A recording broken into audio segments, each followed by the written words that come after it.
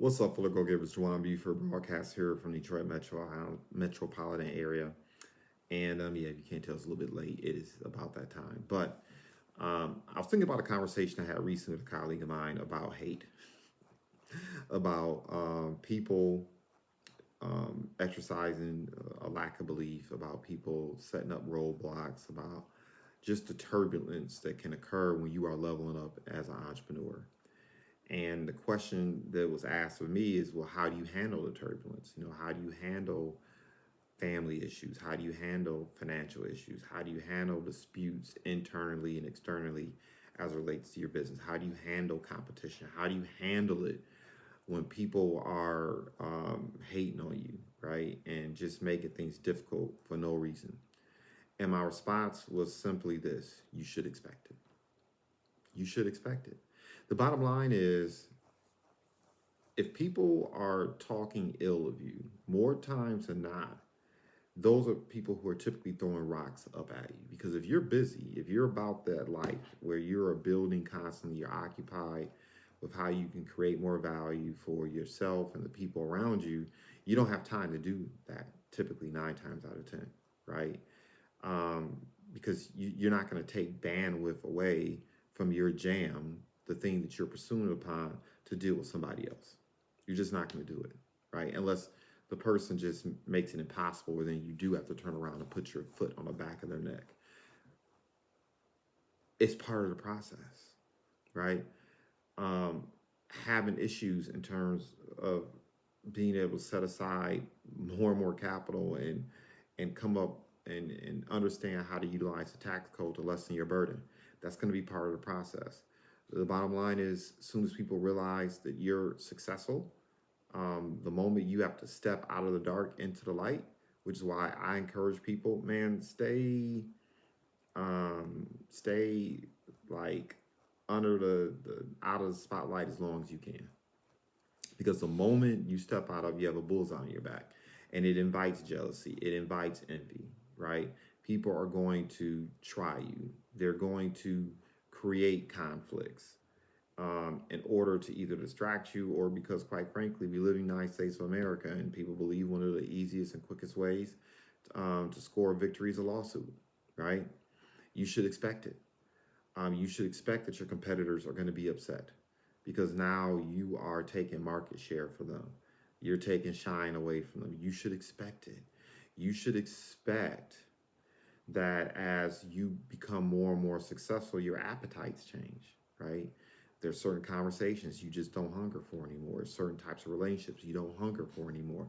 It's certain type of environments you don't hunger for anymore, right? Because your appetites change, or your appetite changes for certain things. People who still have those appetites that you are moving away from are going to get upset. They're going to get disturbed by that, right? They're going to question you. They're going to ask, who are you, right? To have a different appetite. Who are you to no longer desire the things that we desire anymore, right? It's part of the process. It's part of the deal. Um, as you scale, you have to start taking on talent. You have to start taking on individuals who may not be part of your personal network anymore, whether it be family or friends.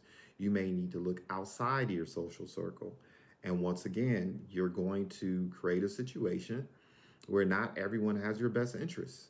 Right? Some people are mercenaries. They're just there to get a check. They care less whether your business is here a day, a week, or a month from now. Which is why you have to put certain things in place and understand leadership and organizational development, so you put the right butts in the right seats. But nevertheless, even the best of us make errors in judgment in terms of the type of talent we need to have around us, right? It's going to happen. People are going to steal from you.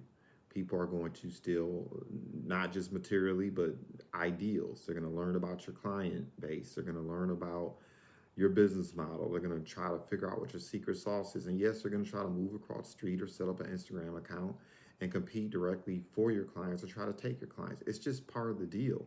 If these things aren't happening, quite frankly, it means you're not leveling up, right? And that's the conversation that I had with her. Um, as you continue to build, um, the modus operandus, the ideals, the frameworks that have brought you to your current place, When you decide you're ready to level up from that place, it's going to require new thinking. It's going to require a new modus operandi, new frameworks. You're going to have to move differently, operate differently. You have to invest your time. You're going to invest materially in different things, right? It's going to be required, right? The definition of insanity is doing the same thing over and over again, expecting a different result. And so there's going to be turbulence, no different from an airplane taking flight, right? In order for an airplane to climb to reach the highest level, it's got to expend more fuel. That means that plane's going to shake, right? There's going to be turbulence in order to get there. It's no different in life. It's no different in business, right? So if you're going through some BS.com right now, right, because you've decided to level up and to grow, all of a sudden people are behaving differently, or you're attracting a little bit of conflict, a little bit of drama. If all of a sudden systems are failing, and you're dealing with new situations financially that can cause a lot of strain psychologically and otherwise. If you're in a situation where you realize that your talents and your skills need to level up, and you need to build stacks of experience, knowledge, wisdom, know-how, et cetera, et cetera, et cetera, expect it. It's par for the course. And when you come to expect these things, particularly the diabolical behavior on the part of people, when you expect these challenges, it doesn't throw you off your square.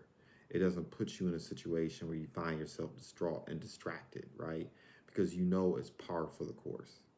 And so for those individuals who are in that process of leveling up, whether you're going from 5 to 6 figures, from breaking 6 figures to $250,000, whether it be $250,000 to $1 million, or $1 million to becoming a decamillionaire and beyond, you talk to anyone, they'll tell you there is a different devil at every single level.